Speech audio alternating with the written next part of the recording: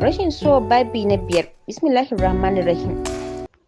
Ya Bashir a hasale ya kalli tukunyar da ke dahuwar macaroni, dukawa har ƙasa ya ciko hannu da ƙasa ya zuba a cikin tukunyar abincin ya ce, na zuba ƙasa a cikin tukunyar, je ki ci abincin ke da hegun yaranki. A lokacin Naja'atu ta yi kamar ta kashe kanta akan bakin ciki da kuncin rayuwa. Kukanta da take yi ne ya fito a fili. Ta rufe bakinta da tafin hannunta ƙasa ta ce, tafin hannunta kasa ce masa komai ta yi akan ɗacin da ɗaci da ololin bakin cikin da abin da ya yi mata. Darar ɗakinta ta shige tana rusa uban kuka mai ban tausayi da tsuma zuciya mai tsoraro. Tana shiga ta faɗa saman kushin ɗinta sai rizgar kuka take yi. Rufaida da ke zaune tana wasa da Suhail ta nufi wurin mahaifiyarta ta rungume ta, ita ma ta fashe da kuka. Ta ce, Ummi, me ya same ki, ko abanmu ne ya sanya ki kuka? Dan Allah ki haƙuri, ki daina kuka. Naja'atu ta ƙara ƙanƙame Rufaida a jikinta tana kuka. Ta ce, ba shi bane ya saka ni kuka Rufaida, bana jin daɗin jikina ne. Rufaida ta dube ta cikin tausayawa ta ce, ayya Allah ya baki lafiya Ummi, bara in ɗebo miki magani ki sha, aikin kusa kammala abincin ko? Naja'atu ta ce mata, rago ya kusa da tukunyar abincin, bara dai in jiƙa mana gari da suga mu sha. To Ummi, in ji Rufaida. Naja'atu ta tashi tsaye da kuramburan idanunta ta nufi wurin ledar gari da gari. Kofi biyu ta ɗauko ta jiƙa gari tare da saka musu suga a cikin. Rufaida ta sha ita ta nufi durowa ta sauƙi magani ta ɓallo wa mahaifiyarta sannan ta koma ta zauna saman kushin. Naja'atu ta ɗauka kofi biyu ta miƙa wa Rufaida guda ɗaya. Suka fara sha. Tana gama shan nata, Rufaida ta sanya mata magani cikin bakinta. Cikin tsananin ƙaunar mahaifiyarta da ƙyar Naja'atu ta haɗiye maganin tana yatsuna fuska kamar za ta yi kuka. Suna kammala garin suka kwance cikin rum ɗin. Zuciyar Naja'atu cunkushe take da cikin ɓacin rai da baƙin ciki mara misali. Tunanin rayuwar ta na baya take dinga yi. Abubuwa da dama suke dawo mata sababbi fal cikin ƙwaƙwalwarta. Haka Naja'atu ta kwana cikin baƙin cikin zuciyarta tunkushe da ɓacin rai. A daren ranar kasa runtsawa ta yi akan tsantsar damuwa. Juye-juye kawai take yi saman gado cike da matuƙar zulumi da raɗaɗin zafin abin da ya Bashir ya yi mata. Ganin ta kasa bacci yasa dole ta miƙe tsaye ta shiga bathroom ta yi alwala, ɗauro alwala ta shimfiɗa sallayar ta dinga jera nafilfili tana kuka tare da kai kukanta wurin Allah. Ta jima sosai tana yin addu'a sannan daga ƙarshe ɓarawon bacci yayi awon gaba da ita ba tare da ta ankara ba. A ɓangaren ya Bashir, shi da matarsa farin ciki sosai suka kwana da shi saboda ba ƙaramin soyayya suka yi wa juna ba. Suna faranta ran junansu a wannan dare tare da fallasa sirrin da ke cikin zuciyarsu game da tsantsar kulawa da soyayya da suke wa junansu. Har a zuciya Hasina tana son Bashir sosai, amma tana son da yake yi mata bai ko kama kafar wanda take yi masa ba. Ta haka ne take yi masa abin da ta ga dama tare da juya shi son ranta kamar waina, saboda shi haƙiƙance ba zai iya rayuwa sai da ita ba. Washe gari tun da safe misalin karfe 7 Naja'atu ta share ɗakin ta falo, sannan ta aza ruwan zafi ta yi wa 'ya'yanta wanka. Tana kammalawa ta yi musu wanka ta shirya su cikin sutura masu dama. Da abinci ta yi musu suka ci suka ƙoshi, sannan ita ma ta faɗa cikin kitchen toilet ta fara wanka. Ta jima tana wanka sannan ta fito doguwar riga ta saka ta fito daga cikin ɗakin ta wurin ta katangar gidan Saliha ta je ta kira sunanta da ƙarfi ta ce, Aminiya. Har sau biyu Saliha ta amsa da na'am, gani Aminiya ta, lafiya dai ko? Dama so nake in saka Rufaida makarantar su Rayyano boko da Islamiyya, kada yarinyar ta taso babu ilimi. Domin kin ga mahaifinsu ba wani damuwa yayi da su ba, shine nace bara in sanar da ke idan zai tafi gobe ki gaya wa babansa ya kai Rufaida dan Allah. Murmushi Saliha ta ce, wannan shawarar taki da kika kawo gaskiya ta yi, saboda haka har kar ki damu Naja'atu, gaya wa baban su Rayyanu duk abin da ake ciki, zan yi magana kin ji ko? Za ta ce ba damuwa. Saliha ki shafa min kaya ki Saliha ki shafa min kan ƴata Shamsiyya. Dariya Saliha ta yi ta ce za ta ji. Gaisawa daga wurin mamanta. Ya sana'ar ina fatan kina samun ɗan abin da kike iya ɗaukar nauyin iyalinki. Alhamdulillah gaskiya ana samu, sai godiya ga Allah. Godiya ga Allah. Allah Ubangiji ya ƙara buɗi na alkhairi. Amin. Cewar Naja'atu cikin sanyin hali. Sun jima suna hira cikin shakuwa da kuma yadda da juna, sannan daga ƙarshe Naja'atu ta sauko daga saman turmin ta shige cikin ɗakin ta. Ita ma Saliha sauka ta yi ta zauna saman kujera. Tana zama wajenta Salis ya shigo cikin gidan, hannunsa ɗauke da iccen girki. Yana shigowa da su yana ajewa sai da ya kammala ije itacen, sannan ya iso wurin Saliha. Murmushi Saliha ta yi sakar masa tare da yi masa sannu da zuwa.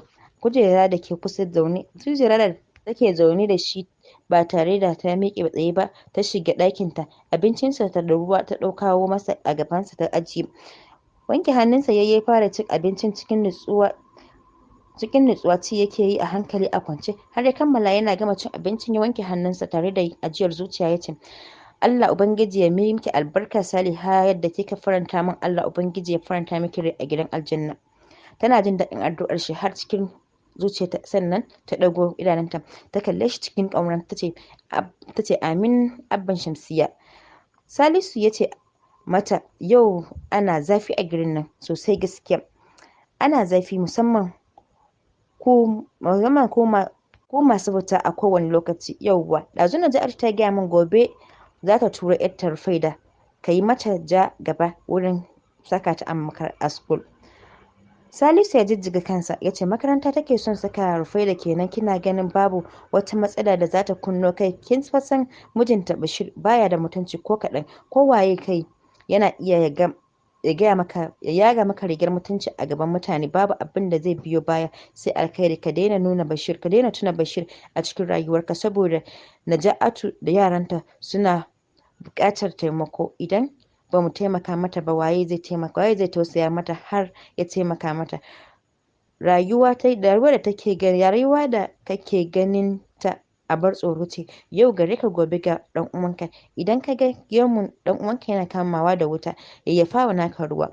Wannan magana take haka take. Gaskiya babu damuwa, da yardar Allah gobe idan ta zo zan je da kaina in yi wa headmaster magana, tun da shi Bashir ya yi nisa baya jin ƙira. Saliha ta bintsire baki ta ce, ai lamarin Bashir babu tsoron Allah da gaskiya a cikinsa. A ce mutum ya karkace wurin mace ɗaya ita yake yabawa kulawa. Naja'atu ko da ita da yaranta ko oho, sai dai yunwa ta zamo ajalinsu. Babu ruwansa, a ganinsa ba ya da hasara. Ko shi yake da babbar asara matuƙar wani mugun abu ya same su, saboda ba zai taɓa haifuwar kamar su ba duniya, sai dai a haifi ƙaninsu. Kai kake da wannan tunanin, shi baya hangen abin da yake nesa sai dai na kusa. To Allah Ubangiji ya shirye shi, idan mai shiryuwa ne ya sa ya dawo cikin turban gaskiya. Amin amin. Suna gama hirarsu, Saliha ta haɗa wa mijinta ruwan zafi ya shiga cikin toilet ya yi wanka. Bayan kayan shan iska ta ciro masa ya sanya, sannan suka tattara suka dawo cikin falo da zama suna hira cikin kwanciyar hankali da kuma cikin farin cikin aure. Da safe Naja'atu ta yi wa Rufaida wanka, ta haɗa mata karin kumallo, ta ci, jan hannunta ta kai ta wurin Salis mijin Saliha. Kuɗin makaranta ta ciyo za ta bar shi ya nuna mata a bar su. Godiya ta yi masa ta dawo cikin gida da rai ta faɗa cikin ɗakinta. Gyara rum ɗinta ta yi, ta shimfiɗa zanin gado sabo fil a leda. Turaren hayaƙi da ta kunna ya gauraye cikin ɗakinta, ɗaki da wajen ɗakinta gaba ɗaya. Suhail ta ɗauko ta ci abinci tana sanya masa a baki har ya ƙoshi. Ita ma ta ji ya ishe ta. Ɗaukarsa ta yi ta shiga da shi cikin toilet ta yi masa wanka. Ita ma ta yi ta fito ta sanya lace ɗinkin zani mai pieces. Riga da domin ta sanya wa Suhail fitowa daga cikin room ɗin ta yi tana zaune a cikin falo tana sauraron wa'azi da ake yi a cikin TV. Mayar da hankalinta ta yi kwacokam wurin kallon da sauraron wa'azi da ke fitowa daga cikin bakin Sheikh Gero Argungun. Wa'azin da yake yi wa'azi ne da yake ratsa jiki da jijiyoyin ɗan adam. Naja'atu na zaune rungume da Suhail a jikinta tana cin dambun nama da Saliha ta aiko mata yanzu, sai ga sallamar Rufaidah ta dawo daga school a gajiye. Amsa mata sallamar ta yi. Naja'atu ta yi tana maraba da zuwan Rufaidah. Isowa suka yi gurin mahaifiyarta ta yi ta zauna ta ce, "Wash, na gaji sosai Ummi." Naja'atu ta yi murmushi ta ce, "Ina ruwan sabuwar shiga makaranta? An fara karatu?" Rufaidah ta jinjina mata kai. Naja'atu ta ce, sun fara karatu." Naja'atu ta ce, sun fara karatu tuntuni." Naja'atu ta ce, "Allah Ubangiji ya taimaka ya bada sa'a. Amin ya rabi Ummi." Naja'atu ta ce, "Tashi ki shiga cikin ɗaki cire tufafinki ki yi wanka sannan ki zo ki ci abinci." Bara in ɗan huta. Tashi ki je ki wanka, wani aiki kika yi ne da zaki ce sai kin huta? Raguwa kawai. Tashi tsaye Rufaidah ta yi tana zumbura baki tare da buga ƙafafunta akan sangarci. Ficewa ta yi daga cikin falon zaman kamar za ta yi kuka. Ta shiga cikin room ɗin Naja'atu. Kallon bayanta Naja'atu ta yi har ta fice daga cikin falon. Miƙewa tsaye ta yi tare da ta ajiye Suhail saman kujera. Ta isa wurin TV ta kunna tana kallon Hausa fim. Ta fara kallo kenan sai ga Rufaidah ta fito sanye da doguwar riga. Tana isowa tsakiyar falon ta zauna ta ce, "Ummi gani na fito ina abinci na." "Shiga kicin ki ɗebo abincin." "To Ummi," in ji Rufaidah. Rufaidah na shiga cikin kicin ta ɗebo shinkafa da yaji da mai da yaji a filet ta ɗebowa ta yi ta fito daga kicin ɗin ta dawo cikin tsakiyar falon ta zauna a ƙasar kushin. Ta zauna ƙasan kushin tana kallon fim ɗin da Naja'atu take ta kunna. Kallon ta yi sannan tana cin abincinta cikin nutsuwa. Suhail yana zaune saman kushin. Ya sauko ya nufi wurin Rufaidah. Zaunawa ya lanƙwashe ƙafafunsa ya sanya hannunsa yana cin abincin da Rufaidah murmushi sakar masa ta ce, "Suhail, wa ya ce ka zo ka sa min hannu cikin abinci na?" Suhail ya dariya ya ce cikin Hausarsa da ba ta gama fitowa ba, na ce, "Yunwa nake ji. Shine za ka zo ka yi mini sufati?" cewar Rufaidah. Suhail bai ce komai ba, ya ci gaba da cin abincinsa ya yi shiru. Daga baya Rufaidah ta tsame hannunta daga cikin abincin ta bar masa sauran shi kaɗai ya cinye. Tana gamawa ta ɗauki filet ɗin da kicin ta nufa da shi ta wanke filet ɗin da ta iso cikin kicin ɗin sannan ta sanya filet ɗin cikin kwando. Ɗaure hannunta ta yi ta fito daga cikin kicin ɗin ta isa wurin ƙaninta tana wasa da shi yana ɓangare dariya sosai. Naja'atu sai kallon su take yi cikin so da ƙaunar ƴaƴanta. Farin ciki da murna ne shimfiɗe a saman fuskanta. Hasina ce ke wanke-wanke a bakin famfo tana waƙe-waƙe cikin jin daɗi. Rufaidah ce ta fito ɗauke da Suhail a hannunta, hannu ɗaya riƙe da buta tana arsowa a wurin famfo ɗin inda Hasina take wanke-wanke.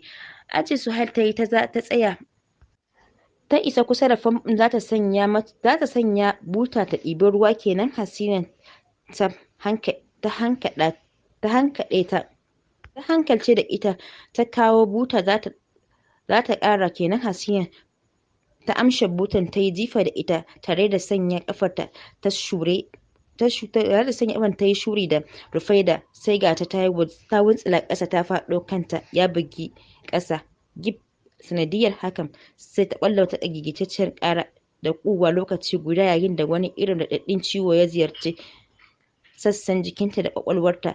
Ganin abin da ya samu yayarsa ya sa Suhail ya fashe da kuka tare da sheƙowa da gudu ya iso wurin Rufaidah da ke kwance ƙasa kanta ya fashe sai jini ke zuba. Hasina ta iso wurin ta sa hannu ta dungure shi ƙasa ya faɗi ƙasa dim. Bakinsa ya gwaile, jini ya tsatsafo a wuri ɗaya da ya gurje. Rikitacciyar kuka Suhail ya ci gaba da yi wanda a dalilin haka Naja'atu ta tashi ta shiga tashi daga nannausar bacci da ya ɗauke ta fitowa ta yi da sauri daga cikin ɗakin ko ɗan kwali babu saman kanta. Tana isowa tsakiyar gidan ta hango ƴaƴanta duka biyu kwance a ƙasa jini sai zuba yake yi daga kan Rufaida.